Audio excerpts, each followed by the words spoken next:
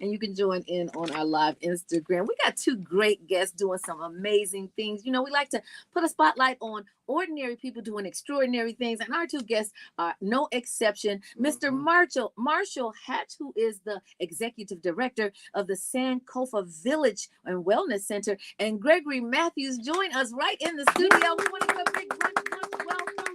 You can squeeze, and I won't say the rest. Y'all, thank you so much for coming.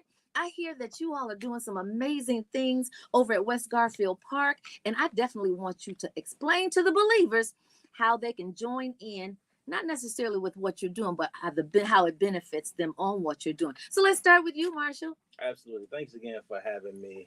Again, I'm the executive director of the Ma'afa Redemption Project, which is a part of an entity called the Garfield Park Right to Wellness Collaborative. And that collaborative is shepherding the Sankofa Wellness Village and West Garfield Park. So shout out to all the West Siders. Woo-woo! Throw up those W's. It is a lot brewing on the west side of Chicago, and West Garfield Park in particular is where we've anchored down. So my father, Pastor Marshall Hatch Sr., has been the senior pastor of New Mount Pilgrim Missionary Baptist Church. Oh, nice. And West Garfield Park for about 31 years. Oh, wow. And it's been the spiritual anchor in the neighborhood. And about 7 years ago, he befriended Dr. David Ansel, who is the VP for Community Health at Rush University Medical Center. And Dr. Ansel wrote a book called The Death Gap, which talked about the social determinants, the social drivers of health and health disparities, specifically between Black neighborhoods and white neighborhoods. And so in 2017, the life expectancy gap between West Garfield Park and the Loop was 16 years. Wow. And so but now it's 20. It's gotten even worse since the pandemic. And so Dr. Ansel and Pops got together, and they're really the visionaries of the Sankofa Wellness Village. And we just started to pull community-based organizations, hospital partners like Rush, like Erie, like Westside United, like YMCA. Got a lot together, of big heavy hitters in there. To form the Garfield Park Right to Wellness Collaborative. This is amazing. Now, Gregory, you are the community engagement manager, and you actually work for the city, but you're bringing all of the people who need this service to the service. Well, that's one of the beautiful things about my position. Technically, I don't work for the city. I actually work in community and part of the Garfield Park community. I work and privately funded, and I work directly with the Garfield Park Right to Wellness Collaborative in helping Pastor Hatch construct the Sankofa Wellness Village. But I am definitely a part of an organization in the city called the CSCC, the Community Safety Coordination Center. Mm-hmm. What we do is we are a liaison between communities and disenfranchised communities and the city. So we recognize, the city recognizes that there are certain areas of the city that just don't get the same services that the rest. So Garfield Park being one of those areas. And so I am specifically targeting the disenfranchisement and connecting some of the dots that basically hitting some of the people that get missed and fall between the cracks. That is very profound. So what specific community challenges does the Sankofa Village Wellness Center aim to tackle in West Garfield Park? And I want you to get specific because there are a lot of listeners, the majority of our listeners that are in Chicago are from the West Side. So they can be the direct beneficiaries of what the amazing things that you guys are doing. Amen. Yeah. So the current life expectancy in West Garfield Park, I believe, is 67 years. Whoa. And so... And, you know, even when you get insurance now, they go up to 80. Right. Literally. So you, in West Garfield Park, you're not even living out your insurance benefits. Well, as Brother Greg mentioned, you know, certain parts of the city have been disinvested, disenfranchised, looked over for decade after decade. West Garfield Park actually has one of the lowest life expectancies in the city. And it used to be thriving. You know, I talked to a lot of the elders, the legacy residents in the neighborhood. They talk about the Madison corridor, how vibrant it used to be, you know, the movie theaters there and whatnot, the Woolworths that were there. And I think when Dr. King was assassinated in 1968, you know, the city went up in flames. Cities all over the country went up in flames, but certain communities never recovered. Mm. And one of those communities is West Garfield Park. So, to your question, what feeds that low life expectancy? Again, these social determinants or drivers of health. So that's uh, high rates of hypertension, heart disease, of course, diabetes. From that to um, maternal health and infant mortality, right? And those are like the health outcomes, but of course, they're driven by these structural and systemic drivers. Mm-hmm. And so the extraction, the economic exploitation, the payday loans up and down, you know what I mean? It's just violence begets violence. And then it And adds so, to the stress, because I think that for everything that we do physically, we should do equal and maybe above mentally, because stress can take you out of this world. absolutely. And I don't think that we put enough attention. Now, granted, over the past couple of years, particularly since COVID, we have put a different attention spotlight on mental health. Yeah. But you're exactly right. So what are your challenges, Greg, that are barriers to getting people connecting the community to the services, the beneficial services that you have over at your Sankofa? Ma'afa. Is that, did I pronounce it correctly? That's right. Okay, I love that. Terms, for sure. Yeah, I'll briefly just dive into a little bit of the challenges that I face. That would primarily be the same as Marshall Hatch's challenges, because he is the focal point of what we're trying to do. Him being the fact that he is a stakeholder in the community. Mm-hmm. So obviously he directs me through the legacy group and through other stakeholders in the community. We find out what those stakeholders need and what things are the most important to them in the now. Because right now the disenfranchisement truly means that this community has been looked over for decades. So to expect something to be fixed overnight would be, that just wouldn't be realistic. So we have to take the community members who are in the community now, as Brother Hatch spoke so eloquently, the legacy members, the people who understand what Madison used to look like. My parents both were raised in Garfield Park. My grandmother used to tell me that she used to dress my mom up to go shopping on Madison Avenue. Used to have no bonnets, no pajamas. Listen, it was a whole different world then.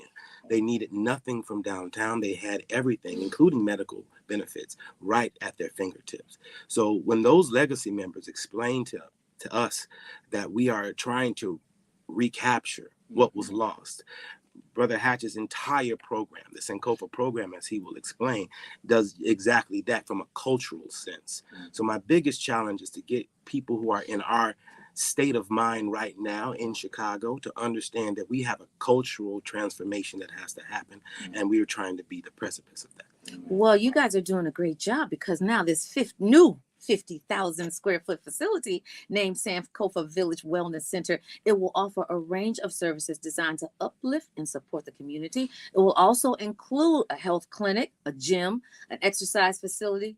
I need to go there right now.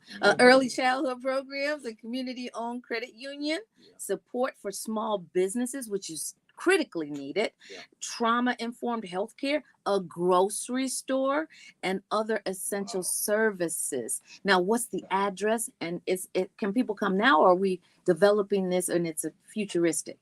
It's futuristic, but it's happening now. We're Okay. actually in the ground right now, in the process of excavation. And we want y'all to come out on September 16th at 10 a.m. That's going to be the official groundbreaking, located 4301 West Madison. So right along that Madison corridor that we talk about, that the goal is to catalyze that corridor again. And as Brother Greg mentioned, a lot of it is recapturing what was lost, which is what Sankofa means, in order to move forward. It's not making the past panacea. It's reaching back to get the best of our tradition, best of our culture, the best of our spiritual traditions, Black church tradition. I talked about New Mount Pilgrim being the spiritual anchor, in order to move forward. And so this is going to catalyze the entire Madison corridor. It's not going to solve all of our problems, but it's a good start. It's an amazing start. And next is housing. Yes. And so we need affordable housing in that neighborhood. About 72% of West Garfield Park's 16,000 residents are renters. which means we don't want this wellness center to be the Trojan horse to invite the gentrifying and the displacement forces. In other words, we need to be housing now. They're here. They're here. And East Garfield Park is gone. Yeah. I mean, a week ago, the Wirtz family and the Reinsdorf family, they both own the United Center. They announced an $8 billion expansion right in their backyard, East Garfield Park. All private money. And so, the legacy residents are scared. As they should be. They're excited for what's coming, but the anxiety is, will I be here? Will I be displaced? Yeah. Yes. And that's where they've been anchored for decades, for generations. So you definitely want to continue that legacy. And I think that the Sankofa Wellness Center is a stopgap measure to stop that kind of regentrification. We need to gentrify, but we don't need regentrification. That's right. So I love the fact that you guys, and I think Brother Greg hit it right on the head, that you guys are rebuilding, recreating the paradise that was lost, so to speak, so that you can work, get benefits, housing, grocery, everything in your whole ecosystem that's right there in walking distance. That's right. Yeah. So this is all going down September the 16th at 10 a.m., 4301 West Madison. Is there registration required, or can you just show up? You can just show up. But in the meantime, you can check out the website, GarfieldParkCollaborative.org, GarfieldParkCollaborative.org, to stay tuned on events even after September 16th. Because again, we have a lot of work to do. No, we've got work to do. And when I say we all have work to do, because this is duplicatable. What you guys are doing in West Garfield Park can be done in other cities, in other neighborhoods, in our 70, how many neighborhoods do we? 77 neighborhoods in Chicago? Right. Yeah. Well, every disenfranchised neighborhood could emulate what you guys have blueprinted already. That's right. Hats off to you. I'm so excited about it. So tell your personal handles. How can people get in touch with you, either on social media or through your contact information? Tell the believers how to get in contact with you. For sure. So Instagram, Facebook, MHatch Jr. You can follow me. If you're interested in the Ma'afa Redemption Project, which is again a part of Sankofa, this vision of Sankofa, it's ma'afachicago.org.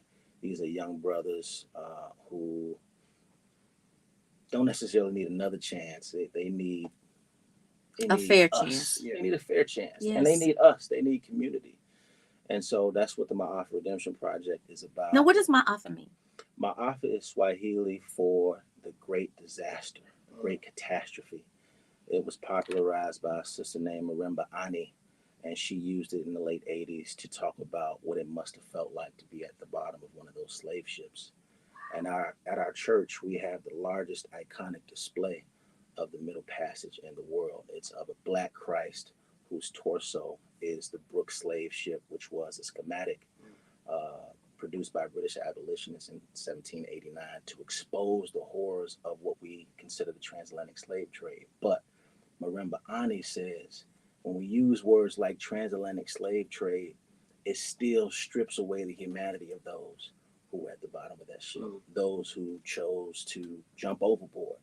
So we consider that experience as the Ma'afa, which is it tries to give words to the ineffable. That imagery is profound. Well, before we get out of here, I just want to touch on just one more thing, which is the groundbreaking event is coming up, and that's on September the 16th. It's on the horizon. Again, congratulations. But what are your immediate and long-term goals for Sankofa Wellness Village? Now, I know we talked about a plethora of benefits, but you talked about spiritual. Yeah. And a lot of people, particularly these Gen Zers, are connecting to the spirit. So if we could talk about that for 2 minutes. Sure. I appreciate you putting the time limit on. I'm looking behind you at the clock. I can be a little long-winded, but I think spirit is actually inescapable for Black people. I think it's so ingrained in our DNA. We can't run from it. And so New Mount Pilgrim Missionary Baptist Church, it is kind of a traditional Black church in its culture, in its spirit, in the way it worships and the way it preaches, right? But it's not confined to four walls either. And so Ma'afa is just one of many ministries of the church. And we believe the Sankofa Wellness Village is a direct result of what happens on Sunday, but also Monday through Saturday. Outstanding. Brother Hatch is kind of modest in the community. What he has created, what him and his father have put to action, put to life. When you drive past that church, past that neighborhood, the power that he relays in his voice, that you feel that in the neighborhood. There's not violence in that space. There's peace and love in that space. That's something that we can actually use to grow. And as a member of the project, I'm nothing but proud to be in cahoots with this brother. I'm so happy you said that, Greg. You guys are doing an amazing job. May the peace of the Lord be with you, because you're going to need peace for this gargantuan task that you are bringing, like you said, Brother Greg, to life. And you guys have given us life here on Inspiration 1390. Thank you so much. Literally. Y'all, these are some powerful brothers. You need to get behind them. My grandfather used to tell me, when you find a wise man, follow him. But when you find a stupid man, get away from him as quick as you can. But we're going to keep it moving, y'all. Don't go nowhere. We got way more to share right here on Inspiration 1390. Awesome, guys. Awesome. Thank you so much. So are we done, or are we coming back? You're done, but we need to take pictures. All right, cool. So we'll do it right outside. Tell my brother Marcel I said I'll write it down, bro. Definitely.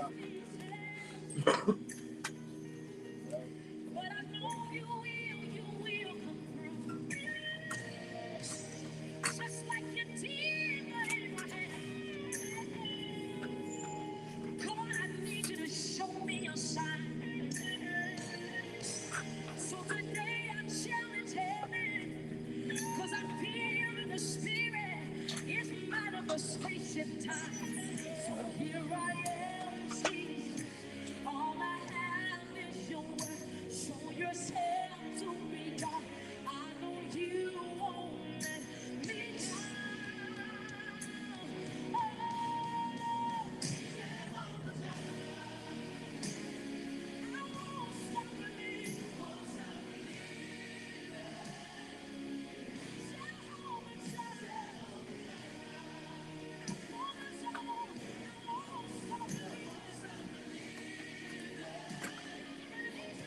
Y'all miss me? I had to go take pictures with these brothers who are doing some amazing things.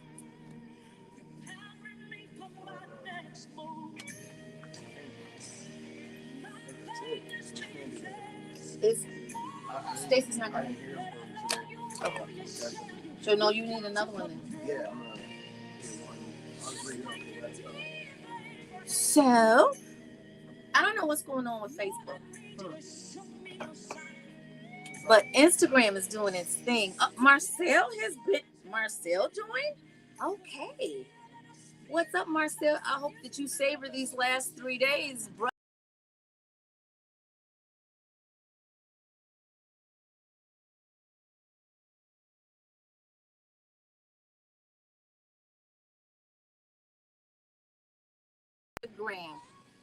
This is your topic for today, and I want you to comment. What did you do as a child that you miss now as an adult? For me, you thinking? Are you thinking? Are you thinking? I'm gonna tell you what happened. What it is for me.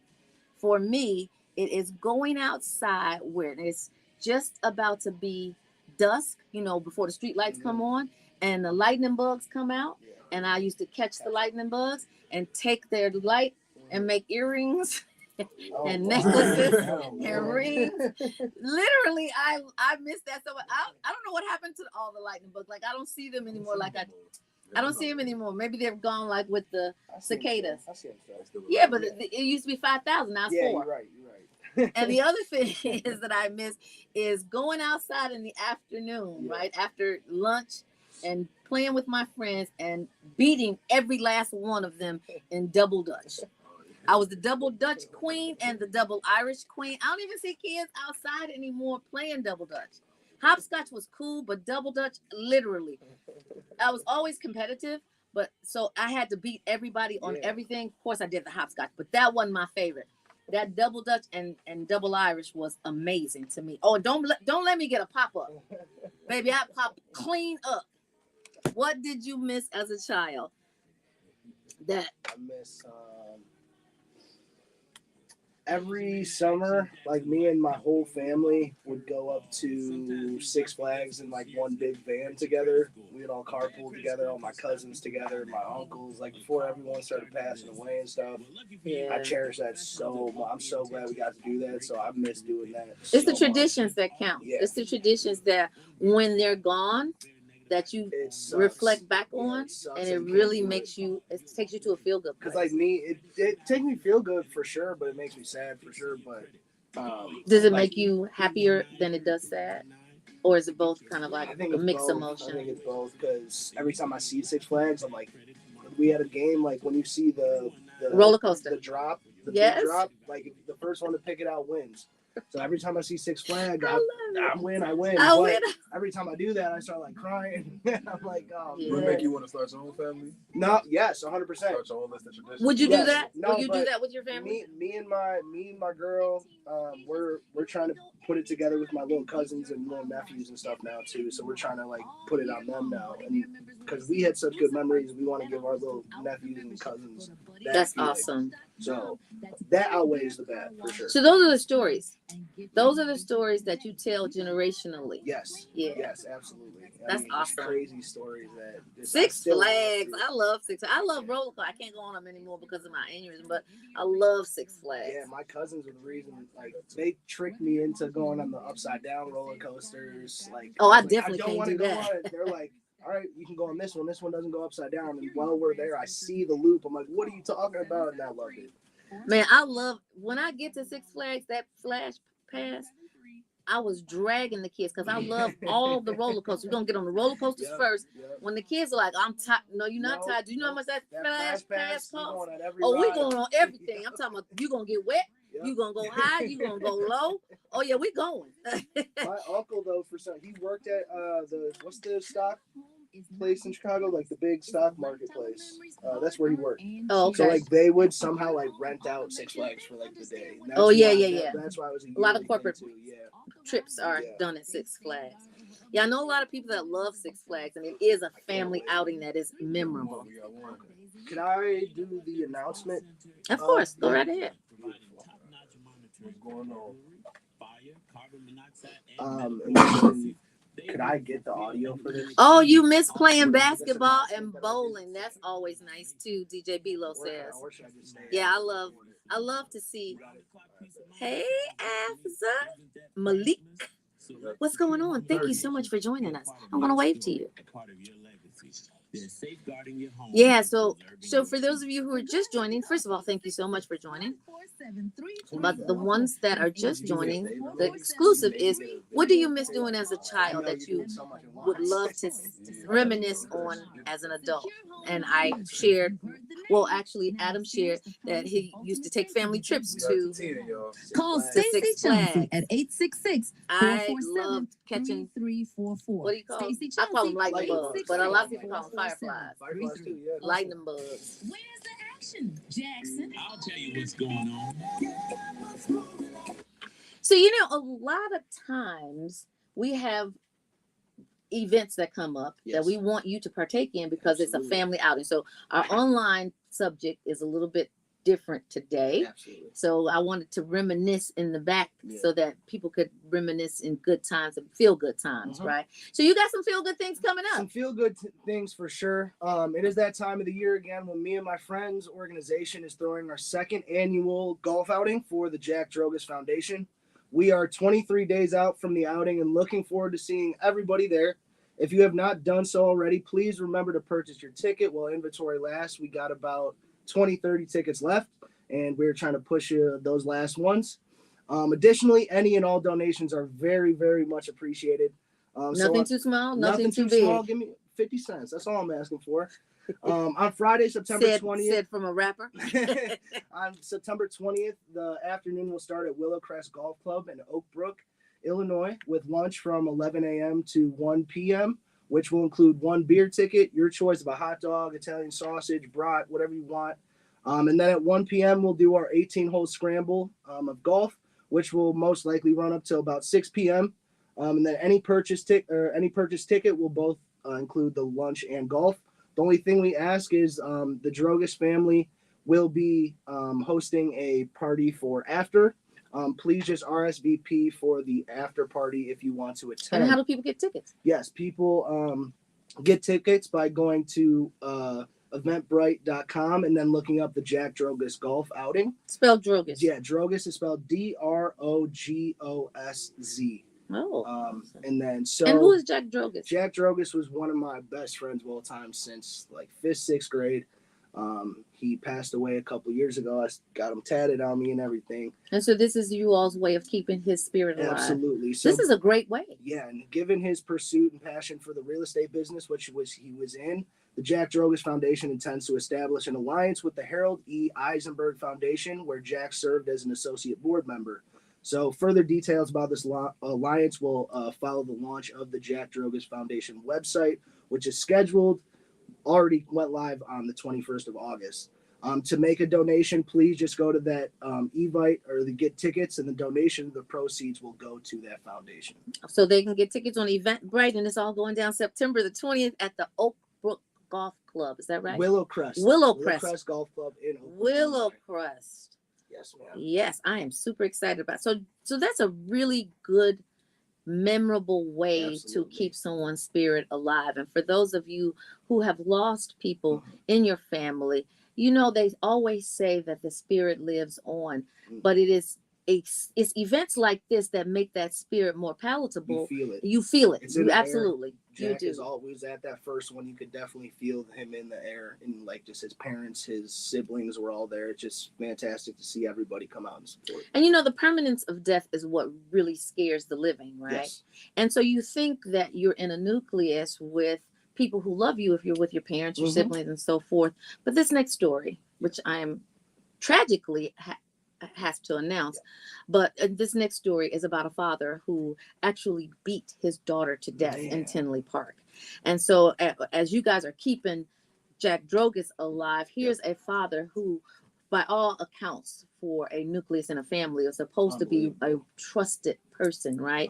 And so the 17-year-old girl's father was found guilty for killing her weeks before her high school graduation in 2022. So Muhammad Almaru, 42 years old, was found guilty in the first-degree murder of his daughter, Mia Morrow, on this past Friday.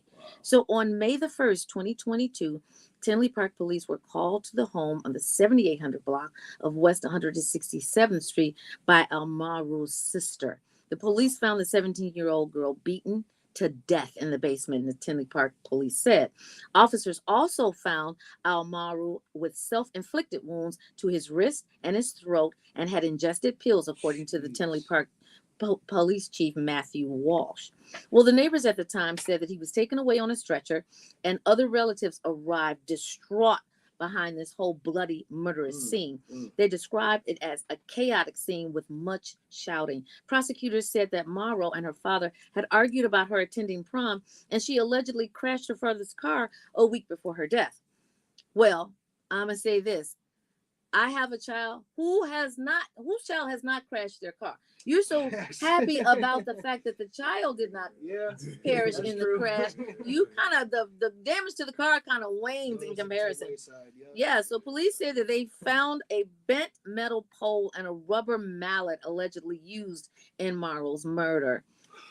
And there's also a letter allegedly written by Almaru where he admitted to beating Mia after discovering that she had lied to him. Now, again, whose child has not lied to them? I mean, come on. And you know, a lot of times when we get to these stories and you hear about these heinous things, we talk about mental health. And we also talk about how you can snap and you could be mentally fit in one moment and then mentally unfit. Like a pit bull. Exactly. So Morrow's death was ruled a homicide caused by multiple injuries, blunt force trauma, of course. Wow. The medical examiner said and confirmed that her body was found on the lower level of the home. And so the family said that Morrow wanted to be a dental hygienist, but was planning to attend college close to home so that she could keep track and take care of her mother. Her mother is, of course, without saying, distraught, as is the family. Now, their name? Probably distraught, too, because she didn't know. I didn't hear 100% if that was her husband, but she didn't know if it was, she was marrying the type of man that. Of course, you don't know that. No idea. You have no idea. But you know, in some cultures, it is lawful to beat and kill your wife. It is also Where? in some cultures, in Arabic cultures, Ooh. and Pakistani cultures, and some cultures that we are not necessarily familiar with. Yeah. But I've seen this because, you know, I stay up all night. I search the web. I go into these rabbit holes, and also I watch TV all night. So I see these movies, and of course, art depicts life. And so you see these cultures where this is a norm. That's If a child is a girl child yeah. has sex before marriage, and then in some cultures it's okay for the father to kill them. Wow. Law and Order 101. Anyway. But this is real life, right? So of course, you know, Law and Order is ripped from the pages of the headlines, and it's depicting real life events. Wow. But in this situation, the name Muhammad al-Maru, it does sound like they are of another descent. Absolutely. And this might be okay in their culture, but it also has to be okay in their country culture. Correct. That is not okay in the United States. Definitely not okay. She could have got a whooping. Yeah. But I mean, who hasn't got no whoop her to death? Who hasn't got no whooping? You know, in Illinois, that's illegal. You can't go around whooping your child, right? That's called corporal punishment. What you do in your home, what you get away with in your home, that stays in your home. It's like Vegas. What goes on in Vegas stays in Vegas. But you know what? Literally, I just want you guys to pray for that family, because this happened a while ago. Crazy. The reason why it's issue laden right now, and it's current news right now, is because he was actually found guilty on last Friday.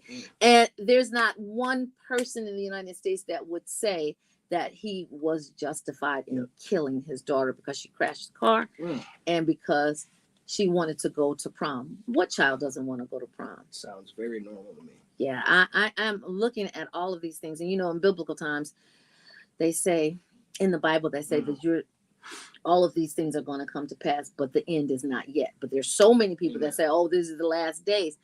Probably not the last days, but you know what? These are the days that we have. These are the days that we have. Absolutely. We say, this is the day that the Lord has made, that we have to be glad and rejoice in it. This is definitely not a rejoicing. So I definitely want you guys to keep this family in prayer. Absolutely. And for families who are experiencing trauma and trouble, there are ways to get help. Just take a beat before you act, because that beat could save your. Not use that word in this case. Oh, not a beating, a beat, not a beating. Exactly, no pun intended.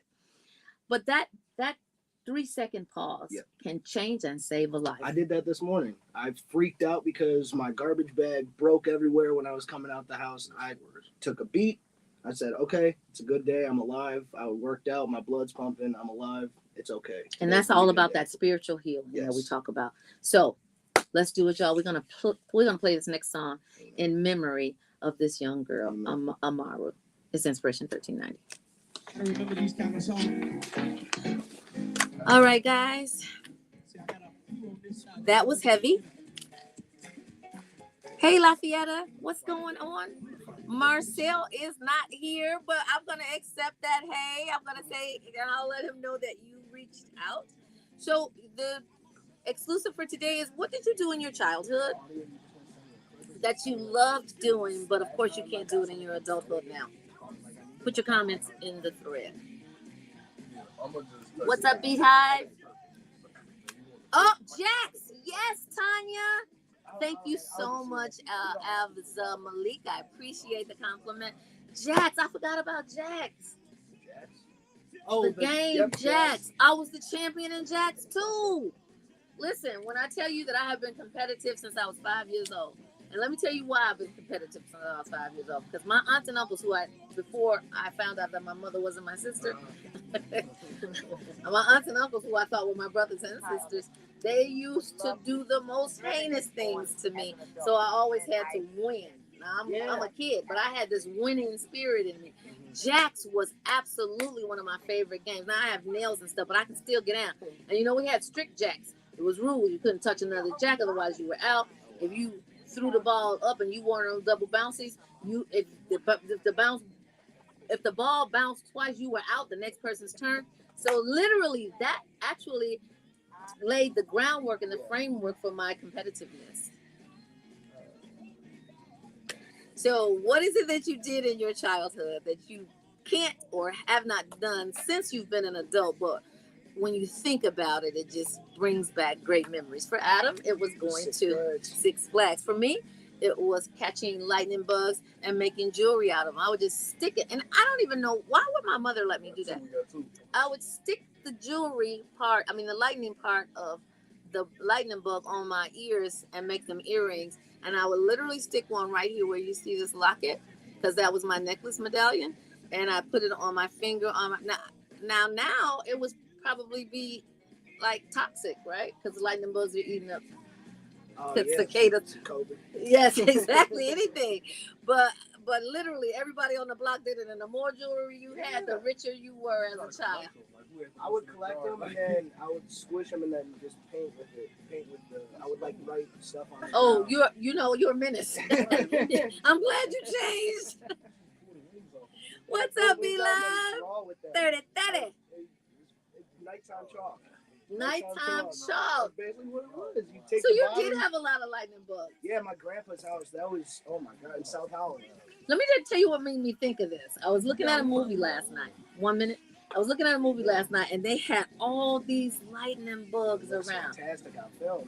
Oh my God! It was like natural uplighting, but it was just everywhere. I was like, you know what?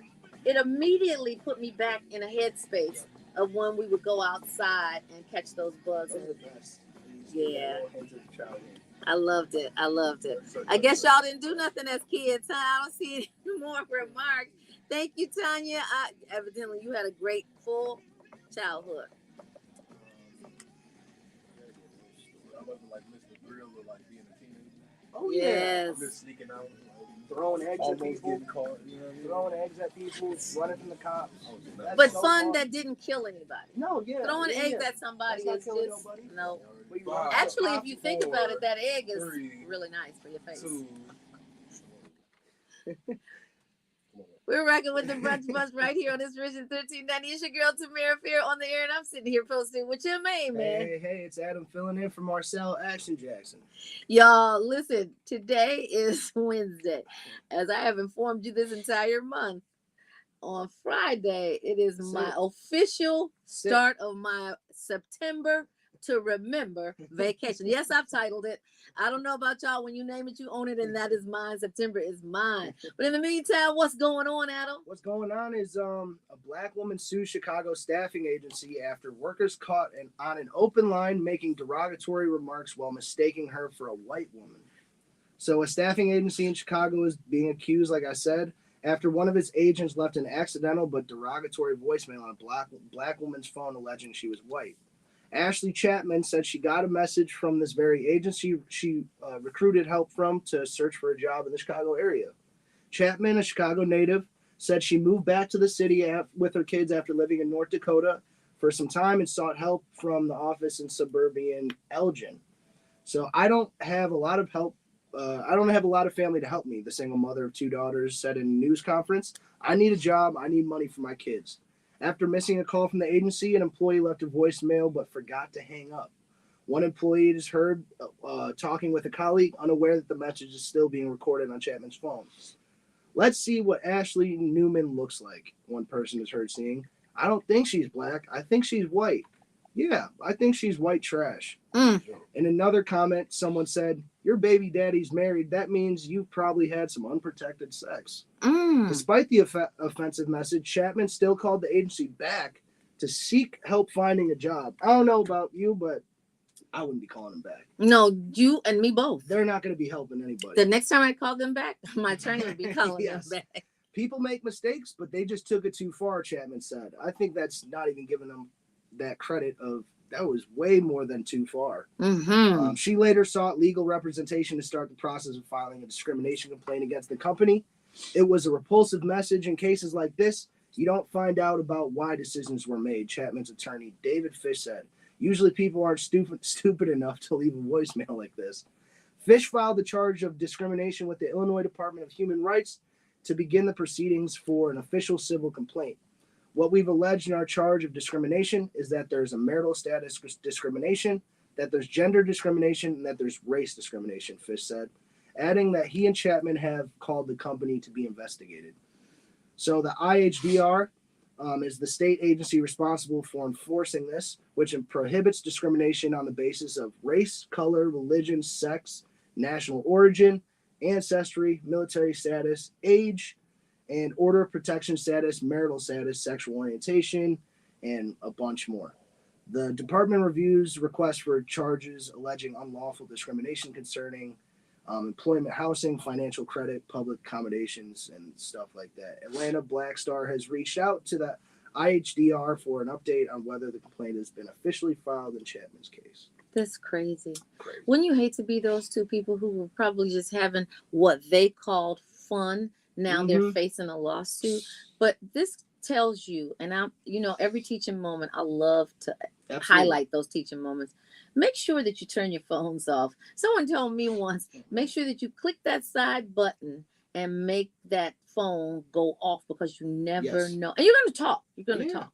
And you might not want to talk about with that person that's still on the phone. You might not talk about them, but what about the conversation that you're going to have next that you don't want anyone to hear except for the person that you're talking to in person? That's why in-person conversations happen, because you don't. But if you live by the mic is always on until you turn it off. Great idea. That's a great idea for some people. But here, now let's get into the psyche of those two talkers, those two employees. Sight unseen, you just decided that you created a whole profile for this lady. Let's see what Ashley Newman looks like. That's how they started it. Yeah. Let's see. Why do you have to see what she's seeking a job, and you called her white trash? I don't think she's black. I think she's white. Yeah, I think she's white trash. Wow. That's crazy. Listen, y'all, it's always our aim to send you back better than you came. Turn those phones off, but keep it locked right here. I don't care where you are. Turn to your neighbor and say, turn it off. Turn it off. It's going down. This is Richard 13. Man, oh man, the Chevette. Yes. No, so Bettina says the hose, when you take the hose and you have a water fight or you start sprinkling, man, that was amazing as a kid. I forgot about that. Bro, playing ball all day and then putting the sprinkler on after. I used to be able to play ball all day. Yeah, me too. Literally? Hours, bro. Literally from 8 in the morning till it got dark. If I play ball for 30 minutes now, I'm hurting. Tomorrow is awful. Yeah, you're right.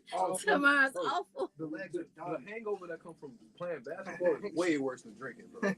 Are you serious? Oh, You yeah. have basketball hangover? Your legs hurt. You get dehydrated, man. You can't think straight. Man. That's You get crazy. the cotton mouth out And when it's then super hot. you playing against guys that's 19, they still got it. You be like, man, trying to catch you've up. been out here every day this week. I can come once every 2 weeks, bro. I get 30 minutes. Man. That's all. I got a whole gallon of water with me. I'm like an old man on the court now, man. So You got your knee braces. Bro. so you when you now, and you're still really young, so you have wait a minute, basketball detox. Basketball detox. That's crazy. So did you have a gap in when you played basketball as a kid where you could play 5 hours straight, and now that you can only play? I think I hit 25, and then like I just kind of stopped playing, and now when I try to get back out there, it's over. Really? Yeah, I still got my athleticism. Me too. But like not in shape, bro. I don't got none of like my conditioning, bro. None of that. I still got. But doesn't basketball, if you played it, wouldn't that recondition you? It's the best workout. It's better If than you swimming? go every day, I don't know about swimming. Swimming might be better. if you go every day, bro. But if you go once every 2 weeks, Like I work out every day, but I don't. Hey, fast cars and play cigars. I love that, baby. Every time you join, it makes my face just light up. What's up, Reggie? I ran a 6.5. DJ Bilo, do you play Uno with your kids? Yes, I do play Uno. But let me say this, card games, I love them. My mom and I play card games, but I like that physical exertion. So that running and catching the lightning bugs, jumping the double Dutch or double Irish, I love that. That's why you got a podcast. Well, yeah. It takes out your competitiveness. But the court, that's like therapy, bro. I really need to is. do it, bro. I need to be Block everything out. or else I'm gonna be mean. Playing football in the street, light pole to light pole. Oh yeah. Oh, so it's not just basketball exclusive. No. It's just ball. You see a car coming, get out, and then you play again. Yep. Really? 2-hand touch or tackle on the pavement. I don't care. Let's play. It's like when the tackle on the pavement. that was boys to men right there. Are you serious? Whoever got knocked out of there, they could not hang. I'll put somebody to a fire hydrant. Yep. Oh yeah, you should. That ain't your game. Yeah. That is not your game. That was part of, That was part of it. You knocked them into the That's pole, That's part of it. a hydrant. Mm-hmm. He just happened to hit the hydrant that day. I hit the curb one day. It happens to everybody. We all get scratched up. We all get scars. It's all part of Man, being a you kid. gotta fake this out. It's time to go. Red light, green light. Yes, I love that. Be love. Red Red Rover. light, Red Rover. Sharks and minnows. 5, 4, 3, 2.